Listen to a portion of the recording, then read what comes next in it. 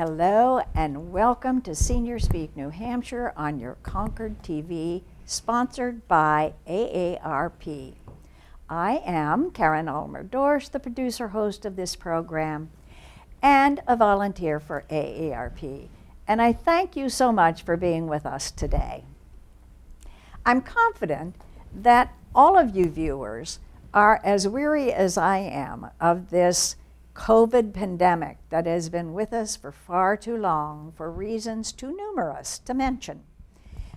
But because we are still waging this war, in their attempt to financially harm us, scammers have created new COVID scam messages from those that we heard about in March 2020 when Marc Boyd, New Hampshire's AARP state president and head of the New Hampshire AARP fraud network, was my guest. That was over a year ago. So I've invited my good friend Marc to be with me again today and give us an update. But before I turn the program over to him, I want to give you a bit of Marc's background so that you know you have some awareness of how knowledgeable he is on this topic as it relates to New Hampshire residents. Marc has lived in New Hampshire for over 50 years, and he's a retired educator for over 40 years in administration and teaching at all levels of education. Marc has been recognized both nationally and in New Hampshire as an outstanding educator. And in 2004, he was New Hampshire's Elementary School Principal of the Year. He has been active in AARP New Hampshire since 2013 and the state president since 2016. It is both a privilege and a delight to welcome you, Marc, and to thank you for being with us today. I suspect that all of our viewers have been approached by either one or two of the current scams, but it would be most helpful for us to learn about the current top 10 COVID scams as of this month that are in our state so that we can better protect ourselves. And later in the program, Marc will tell you how you can ask someone or schedule someone with the AARP Fraud Network to speak to your group, should you be interested in learning more. So, Marc, it's your turn. Take it away. Well, thank you, Karen. Hey, let me ask you all a question. If you're a regular watching Senior Speak, will you please raise your hand? And don't think we can't see you. Good. Let me tell you about Karen. Enough about me. This is one incredible person. If you've been watching this show, you know it. She, in her former life, was the New Hampshire Teacher of the Year. And let me tell you, that is more prestigious than a Principal of the Year. She has so many AARP accomplishments. She was the highest award AARP gives. It's called the Andrus Award. And every year in each state, we pick one person who is the extraordinary volunteer. Guess who got it? Yes, Karen. She is the Concord lead. She leads the Speakers Bureau. I could go on, but I only have 30 or 27 minutes left. But anyway, did you hear? Ellen's stepping down. There's your opening. Wait a minute. Can you dance? Oh, not too well, dear. Never mind. Never mind. I didn't know Marc was going to go into that. Anyway, Karen, do you know what the catchphrase is for this time of year? What is it? Well, some would say trick or treat, but it's not. Right now, in this day and age, it's COVID fatigue. Oh, yes. And everyone has some form of COVID fatigue. Enough is enough, as my mother would say. So what I'm going to do now in the next few minutes is just tell you what I think are the top 10 current COVID scams in New Hampshire. And if you stick with me, I might even throw in 11. So, starting up with, and these are in no order. These are just scams that are, they're not a hierarchy. They're out there. And they're out there in New Hampshire. I'm not talking Rhode Island. I'm not talking Louisiana. I'm talking New Hampshire. Social Security scam. Scammers claim to be from the Social Security, SSA, administration. They will call you and claim that due to the closing of their Social Security office, your benefits could be interrupted unless you provide personal identifying information, such as a Social Security number or bank account number. The truth is that Social Security, despite its closures of some office, has advised that these closures should not interrupt any benefits being sent out. Now, also, importantly, the Social Security agency will never call an individual unexpectedly and ask for your personal information. Believe me, they have it. So if you ever receive a call like this, hang up. Just hang up, be rude, no matter what your mother told you not to do. Hang up and then call a local Social Security agency administration and ask them if they need this information. They will more than likely say no. Now, we all know the grandparent scam, and if you don't, the grandparent scam, you get a call always in the middle of the night, allegedly from one of your grandchildren saying that they need money for either they got in a jam with the police, there's a medical issue or whatever. That's the traditional grandparent scam. We now have the COVID grandparent scam. And what this scam is, you would be getting a call by an individual pretending to be a family member. Typically, it's your grandson or granddaughter, and they're good at this. They are good. And they will claim they need money to treat COVID-19 symptoms. They have the virus, and they need some financial help. Sometimes the caller will ask the individual to send gift cards or cash for payment. Now, this can be an emotional phone call. It can be frightening. It can be distressing. But please, I'm begging you here, resist the urge to act immediately, no matter how dramatic the story is or how much you believe it's little Timmy on the phone with you. What you do, you try to verify the caller's identity by, you could always ask a question, like what is his mother's maiden name, or a random pet, something of that nature that they couldn't possibly answer if they weren't the real person. And then what you do, you hang up. Do not engage. The longer you talk to them, the more susceptible you are to this scam. Now, once you hang up, get back on the phone and call an alleged family member who would know where this child is to verify if it could possibly him. Further, you should be skeptical of any random telephone call you receive requesting money, and in particular, gift cards and cash. Don't send money you can't get back from scammers. Cash, gift cards, or money transfers is another form that this is a scam. Also, another form of this now is scammers are calling pretending to be doctors or a medical individual, and they have just treated either your friend or your grandchild, and they are demanding payment for that treatment. Again, it's a scam. Number 3, COVID treatment scams. Scammers are selling fake vaccines, medicines, tests, and cures for COVID-19. Many individuals and companies are claiming that their dietary supplement, herbs, and homeopathic products can prevent disease by supporting, boosting, or strengthening the immune system. Currently, there is no vaccines, pills, potions, lotions, medications, or other prescriptions or over-the-counter products that are available to treat or cure the coronavirus disease.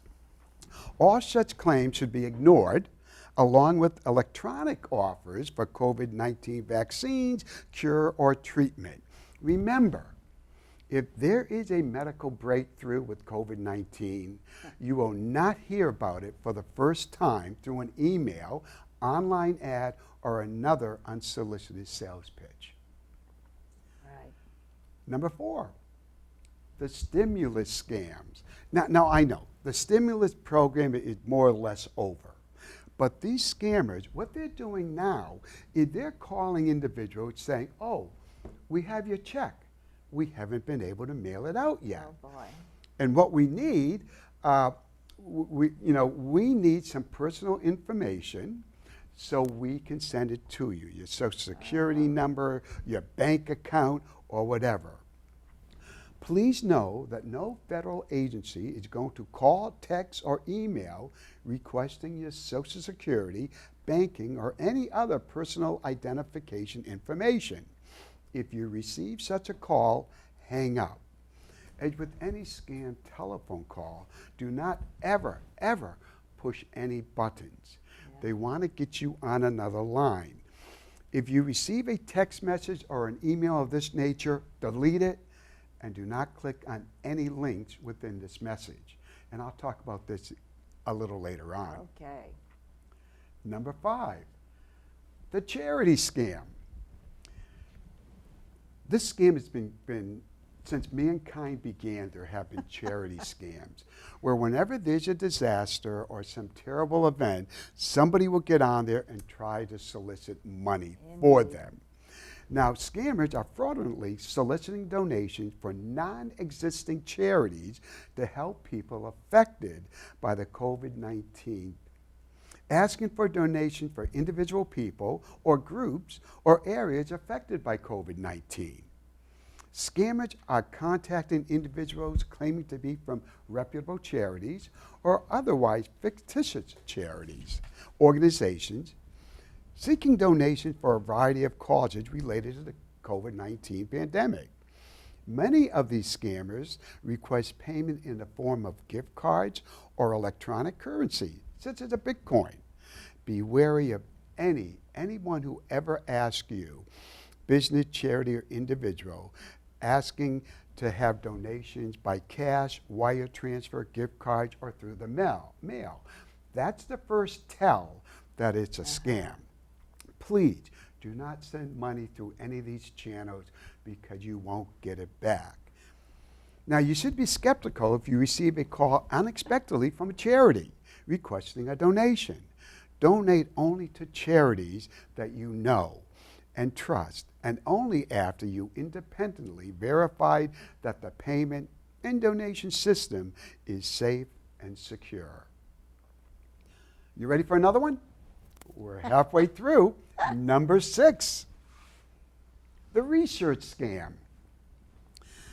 The Better Business Bureau has warned that scammers are sending out messages via text, email, and social media to invite people to participate in non-existing COVID-19 research. Some offer payment as a lure to get personal information through a sign-up process. Others seek payment for enrollment in a non-existent trial. What they are trying to do is they are trying to get your personal information. And this all comes back to identity theft. Many of these scams are trying to get your identity information so they can do one of two things. They can be you, or they can sell it and have someone else be you, getting loans and banking information.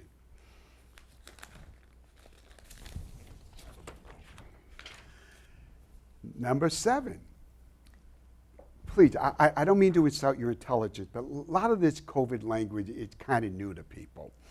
One is contact tracing. Yeah. Contact tracing, and my wife's an elementary school principal. She spends probably 60% of her day now doing contact tracing. Contact tracing would be if Karen came down with COVID right now, the television station would have to contact everybody in this room to, first of all, inform. Now, please, Karen does not have COVID. She does not have COVID that I'm aware of. I don't. Anyway, so they would have to contact me and anyone else and say, you know, there has been a case, we need to inform you. Now, put yourself as an elementary school principal. When you're dealing with, you know, Sally's, everyone who was on the bus with Sally, who was in Sally's classroom, it's a nightmare. Anyway, let's get back to the top 10 list. COVID tracing scams. Legitimate health departments contact trace may ask whether you have been exposed to COVID-19 or you may have been exposed. But any such communication that asks for money, your social security number, a credit card number, or your immigration status should be regarded as a scam. You get a contact tracing call, they just want to inform you that you may have been exposed. That's what they're going to tell you. And believe me, they won't want to talk to you long because they probably have a list of people they have to call. This is how how brilliant these scammers are. They will find a little niche and they will exploit it. Many places now say you cannot enter if you're not wearing a mask. The mask exemption card shown on the screen claim that the card holder has disability that prevents wearing a mask. Such card may include the seal of a government agency. Hey, that's a pretty good looking card, isn't it? No such card is government supported or has any legal significance. So please. I've not heard of that one. That's really interesting. That's fairly new. That's wow. fairly new. Well, you know these scammers are going to come up with an app scam. You know, you ever want to find anything now, you go to your phone or whatever and you pull up the app. Well, the app scams is specifically they create a mobile app designed to track the spread of COVID-19. They would tell you, you live on Main Street in Kentucky, we can tell you everybody on that street who has COVID. And it's free. The only problem is that it doesn't exist. And second, if you sign up for it or if you click the wrong button, the probability they're going to insert malware that will compromise your device and they will steal your personal information. So please be very careful of these apps. Another one, it's number 10. We're at number 10. We're almost to the bonus one, 11. And our time is pretty good there, Karen? Oh, well, yes. We have lots of time. Oh, I'm sorry. Oh, but we have lots of time. Anyways, the insurance scam.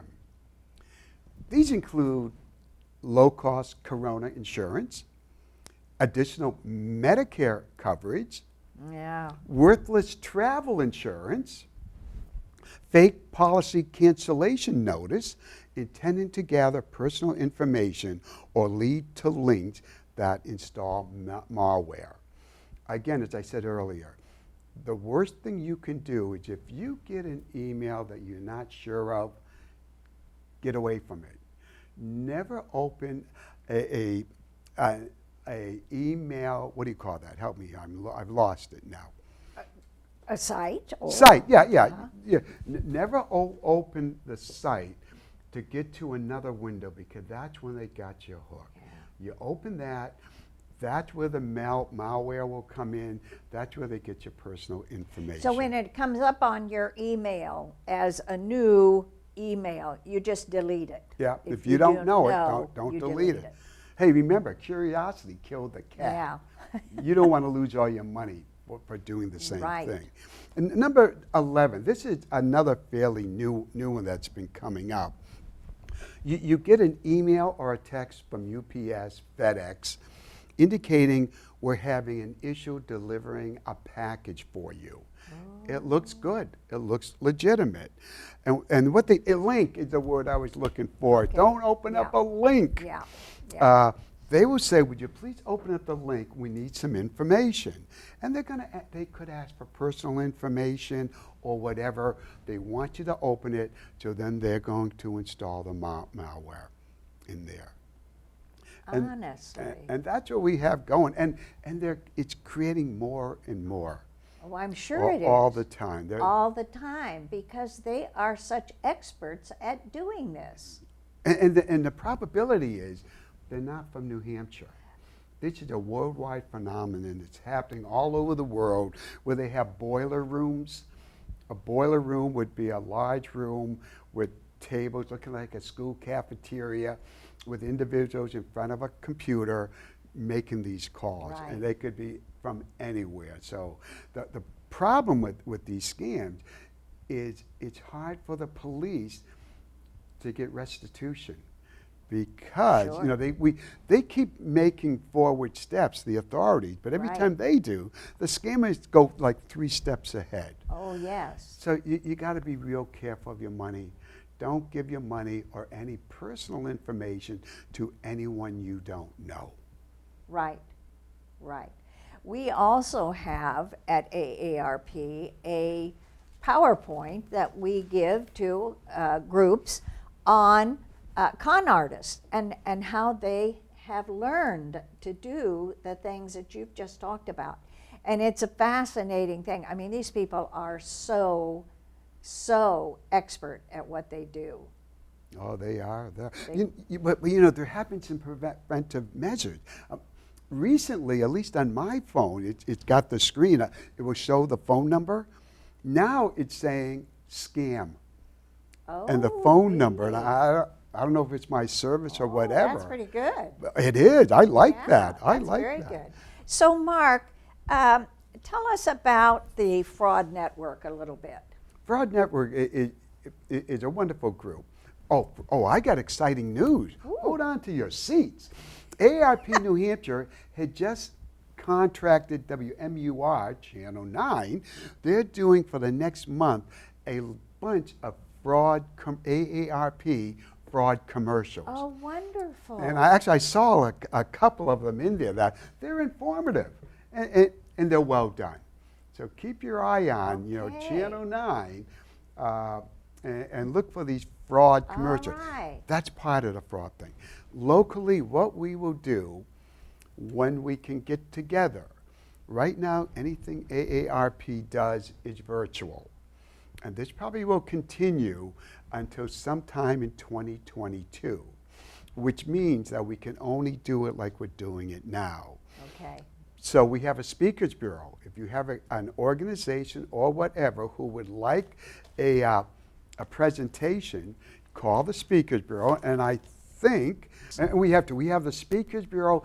If you want one specifically on the top 10 current COVID scams, you got to ask for that. 'Cause right now, I'm the one who's doing that. That's good. But once it's over, what we would do, we'll be able to go back out into the field. We have a group of highly trained volunteers from New Hampshire who offer fraud workshops. Right. They're informative. I hate to say it. They're fun, and they're free. Yes, So that's you what's can't wonderful. ask for anything more than that. Well, Marc, thank you so much for giving us this update because there are a number of those that I wasn't even aware of. And I thank you, Marc. Always, it's a pleasure to have you with me.